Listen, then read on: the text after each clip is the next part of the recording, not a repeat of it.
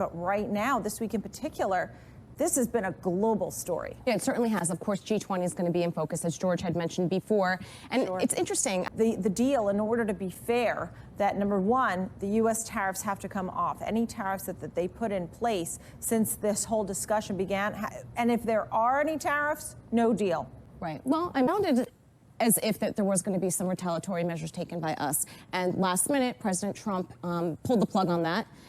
Which was a little bit surprising. Compassion isn't one of the adjectives you'd associate with him. So, and then right after that, it would just continue to float back up. And even this morning, you would think before Trump's tweet came out saying he called off the retaliatory measure, markets just, you would think any other time, if you are close to a military issue, potentially something that's leading up to war, that's kind of like a sell-off situation, and it's just not happening. Yeah, it's funny. It brings volatility, that's for sure. Sometimes it'll be a sell-off, and other times people might rush to get the defense stocks or something like that. You're seeing a little bit more of a defensive posture dollar today. move, you know, a big move in the dollar. We did see gold move to some new highs. That's definitely a safe haven, right? Well, and that may be obviously one reason to cut, but also just we got some data today from Asia and Europe, I mean Germany in particular, right?